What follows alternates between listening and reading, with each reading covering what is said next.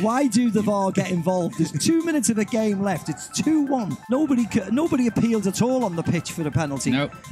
This is totally a lie. This is a lie at daylight. This is a lie like a transparent like water. Looking at it though, this game pretty much went as we expected. Yes, I mean, Real Madrid were the side that knew what they were trying to do. They knew when to quicken the game up, when to slow it down, where to defend, when they wanted to press the ball, when they wanted to drop off. Barcelona, you always felt, were chasing the game slightly. And yes, in the second half, they did have more of the ball. And that was down to their centre-halves coming out with it at times and creating an overload in midfield. But overall, you always felt that Real Madrid were in control of the game, not just because of the scoreline, but because of the way the game was being played. You felt there was always more. So today, there was clear distinction between these two teams. One team knew what they want.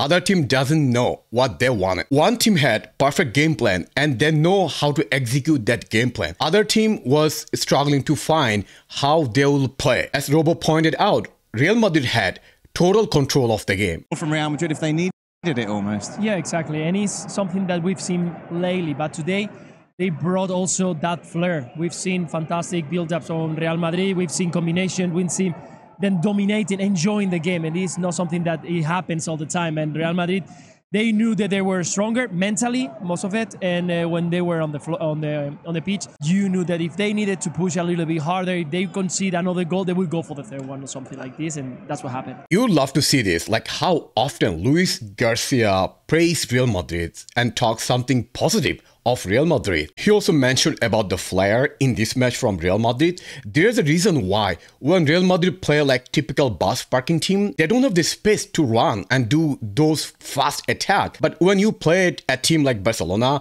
they give you a lot of space. This is the best type of team Real Madrid love to play against. And that's why we saw those beautiful fast attack from Real Madrid, especially at first half. Alessandro, Real Madrid the better team. Simple as that.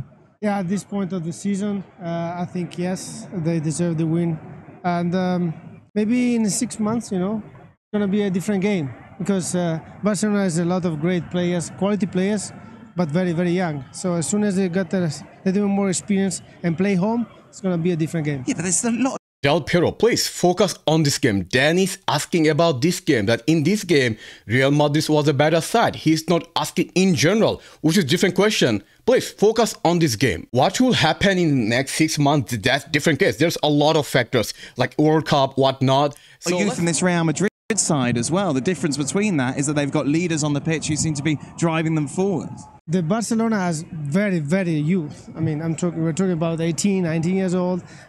So it's, you know, this time of 1 or 2 years experience means a lot. Plus, both teams come from a different period. I mean, Real Madrid, they just won the Champions League, and but Barcelona came from almost a disaster, you know, almost failed the company. So the club. So that's means a lot in the heart and in the mind of the players. Let's not digress from the main focal point. Barcelona spent millions of dollars this season.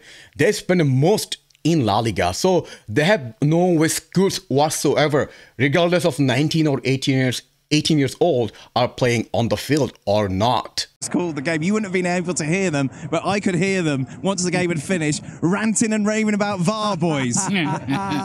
Why do the VAR get involved? There's 2 minutes of the game left. It's 2-1. Nobody appealed at all on the pitch for the penalty. Nope. This is totally a lie. This is a lie at daylight. This is a lie like a transparent like water. Who said nobody was appealing? Everyone was appealing for the penalty, but the game was on. That's why they couldn't appeal as strong as you wanted. Game carries on.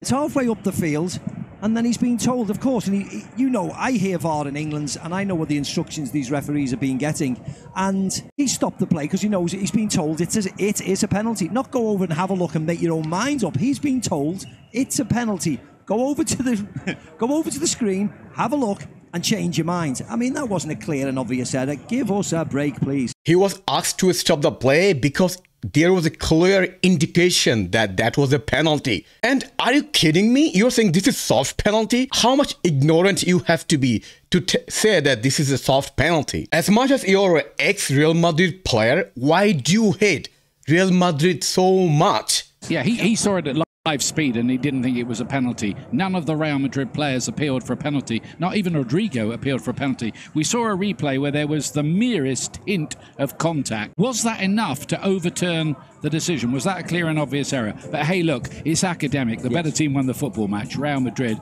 were clearly the better side today. Yeah, that's very much the point, isn't it, Mac? It is academic. This game kind of went as we expected because Real Madrid at the moment are a better team. Yes, they... Again, Ian also said the same thing. He said there's no appeal from Real Madrid players, which is wrong. You can see the screenshot. You can clearly see they're appealing. Also regarding is it a penalty or not, this is translucent. This is so transparent. This is a clear-cut penalty. No discussion. Unless you are so ignorant, you need goggles to see what happened, or you hate Real Madrid so much, there's no reason to say this is not a penalty. I think VAR intervened at the right time and they made the right decision, and there was also no offside. These two commentators were also saying that this was offside, and the VAR showed the line. There was no offside whatsoever. I was listening to your commentary and the lads talk, and as Stuart was saying, know when to speed it up, know when to slow it down. They get back in a group when they don't have the ball. They've been coached properly. And I just feel Barcelona just a little bit off the cuff today. Weren't quick enough, weren't decisive enough. Xavi still doesn't know his best 11, judging by how many substitutions he made today. And I just think they are a work in progress, aren't they, Barcelona? I think that's easy to say. Madrid are a solid outfit. They were. I thought it was an average performance from Madrid, but I just thought they were totally dominant in how they went about playing the game, and their game management was impressive today. They know how to win, Dan, don't they? Macca, you say... So if you play an average performance and you can still win 3-1 against one of the most arch-rival teams, say Barcelona, I'll take it any day. I'll play average play style, average performance. I'll win 3-1.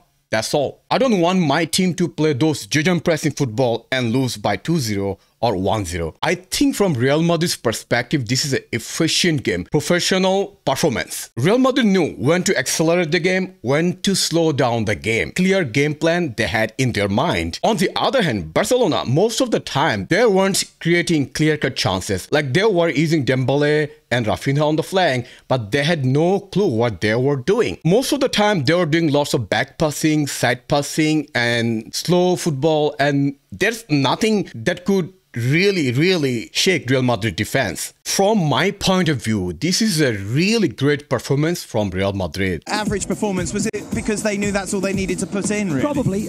Probably because they got the first goal and then got the second quickly afterwards. They cruised through the second half, and they only went forwards when they really needed to. They didn't take any chances. They didn't throw numbers forwards, and it was a dominant performance without being exceptional. But that's what Madrid are doing nowadays. I'm not saying it's right or wrong. It's easy. It's not easy on the eye. They're not showing us these breathtaking performances, but like I said in the Calderon, when they went to the Metropolitano, when they played Atletico, they went there, performed well, got the victory. They've done exactly the same today. They make hard games. So if you don't play full gear and you can win the games easily, efficiently, why do you have to play full gear, right? The best word that can be used to describe current Real Madrid team play style is called pragmatic football. It's those leaders, it's the Benzema, it's the Modric that seem to really make the difference in this side. Well, definitely, yes. Talking about performances on the pitch, and also definitely outside the pitch, inside the locker room, because you can see how many times they talk with the teammates. The presence inside the game, inside the team, it's really a lot. It means a lot, if you play football, you understand when someone is really into that moment and kind of, with the remote control, tell everybody what to do. And this is what happened with them. So when you play for one of the best team and in one of the best league, and you want to compete for all the big titles, say Champions League and LaLiga title, you need a lot of leaders in the dressing room. And this Real Madrid team has a lot of leaders like Benzema, Modric, Kroos, Alaba, and Rodrygo, and so on. On the other hand, if you say Barcelona team, I don't see anyone like that. Luis, Barcelona are a work in progress, and there's a lot of work to be done. Yeah, of course. I think that everybody thought that because you bring top players, quality players, and talented players, the team is going to change straight away, and the formations are going to stay straight away, and the results are going to arrive straight away. And that's not what is happening. You have to analyze every game. You have to work on them. You have to bring the young kids. They have to understand what it is to play for Barcelona, what it means. the problems that they were at the back, you have to try to put them on the side. They have to be focused on the game. There's a lot of things that can happen. And also, you got a team in front of you that know how to win these games. And you got teams like Real Madrid and Barcelona, when you buy a lot of players with so much money, you don't have time to prove. You have to have results as soon as possible. You said you couldn't say that they deserve to lose today after the match.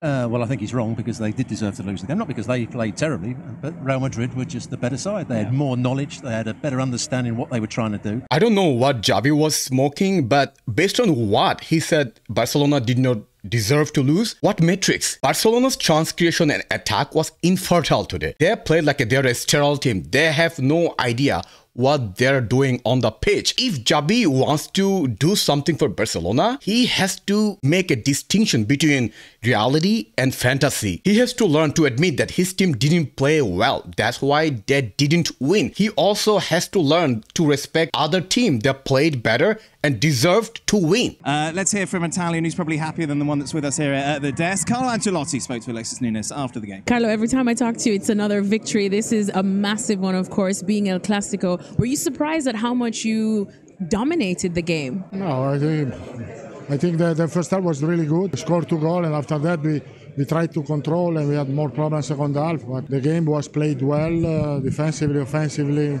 We were efficient, and so it's the game that we needed to do to try to win. Because Barcelona is a good team, really strong, a lot of quality, and so we needed to do our best, and we did. So as you saw, this is the difference between Carlo and Xavi. Of course, usually when we talk about goals, we talk about Vinicius or we talk about Benzema, but Ernesto Valverde, talk to me about him. Has he kind of become almost one of your most valuable players? Wait. Ernesto Valverde? I don't think he's a Real Madrid player. Ernesto Valverde is a coach for Atletico Bilbao, an ex-Barcelona coach. I think she's confusing with Fede Valverde and Ernesto Valverde, if I'm not mistaken. This season he has much more confidence in his possibility, in his quality. He shoots more. Really important for us. He scored a lot of goals right now, and it's only for the fact that he has more confidence on himself. Today, Fede was immensely beautiful today. What a player. He was started as a right winger, but he was playing everywhere. Right midfield, left midfield, center midfield, defense, everywhere. And when you need a goal, he scored a beautiful banger goal from just outside of the box. Conclusion, shall we? Percentage chance Real Madrid win the league now? 70%, I would say. Yeah, 70%. They're still the best team.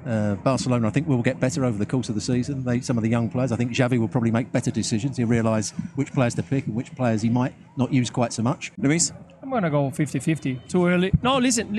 What? I mean, Dan's reaction says it all. I mean, Luis is... say the season is over and Real Madrid won the La Liga title. Luis will still say, oh no, Barcelona is still win the league. Why you turn around? Because it's Barcelona. You've got to be objective. I'm trying to... But listen, we are in October and you are at 3 points away. Barcelona probably out of the Champions League, so he can make focus on La Liga, so he can use the players to focus on La Liga. Right. Listen, although there's a World Cup, there's a lot of things to be happen. There's a World Cup in between, right. So I'm going to go 50-50. 50-50? Yeah. I agree that there's long time to go for La Liga title. There's World Cup in the middle, so we don't know yet what will happen to players, and the players from the both team will be affected by the World Cup. So let's see what will happen. I think it's too soon to predict what will happen at the end of the season. But where are you going? 70%, 50%? 51. 51 too? Yes, I agree with him. Yeah. It's very early, and you never know. I mean, you need to consider not only the quality players that Barcelona has, because they have quality players. They technically today they were equal in Real Madrid in points. So with some difficulties as well, but equally in point. When you see Barcelona was on par with Real Madrid in terms of point table, that needs to be looked at with context. Look at the teams Barcelona faced so far in La Liga title. Until today, they haven't faced any team that could really challenge them. And if you look at Real Madrid, they have played Real Betis, they have played Atletico Madrid. Those are difficult teams and probably the title contenders. So they had difficult fixture compared to Barcelona. So we can conclude that Barcelona was on par with Real Madrid because they had easy fixture in La Liga. That is why this October is the crucial for Barcelona. They played Real Madrid today. They are going to play Villarreal. They are going to play Valencia and so on. So let's quickly talk about the players' performance today. Valverde deserves man of the match as he got it. As I already mentioned, he was phenomenal today. Like, he scored the goal. He was also involved for the other 2 goals. He was so fun to watch. Also, the other players were also phenomenal, including Benzema, Kroos and Modric. And I even don't have to forget about Militao. What a player. He totally pocketed Lewandowski today. But today we have to talk about Kroos' performance. This could be one of the best Kroos' performance in recent years. Like, I haven't seen the passion, aggression from Kroos. Like, this is very rare Kroos that we see. He's going for those tackles, going for the ball. How many retrievals had today? I think 10 or 11. And for the first goal, Benzema's goal, the way he was on the floor when he passed the ball to Vinicius, and he's still able to pass the ball lying on the ground. That shows that how classy player he is, how good he is. And then 20 years old Modric, oh my god, what a monster performance from our tiny little magician. I don't know, it's too early to say. I feel like having Tchouaméni in the middle, it feels like we have better chemistry at midfield. We're more creative. For me, every player played out of their heart today. They gave 100% possible. The only player that I had a little bit doubt from today's performance was Lunin. I didn't like his confidence. He looked shaky. But again, because he didn't have enough game time, this is not unexpected. And also, those who have doubt on Militao, let me know in the comment section. Do we still have doubt on Militao? Like, this is a monster performance against Lewandowski. In today's game plan, it was very ostensible that Militao's job is to contain Lewandowski. And he did it totally with 100% success rate. And those who wanted twisted Alaba as left back ahead of Mendy, what are you smoking? This is the type of game Mendy is born to play. When you have players like Dembele and Rafinha, you need Mendy. He is the type of player who can stop those players, and he was phenomenal today, Mendy.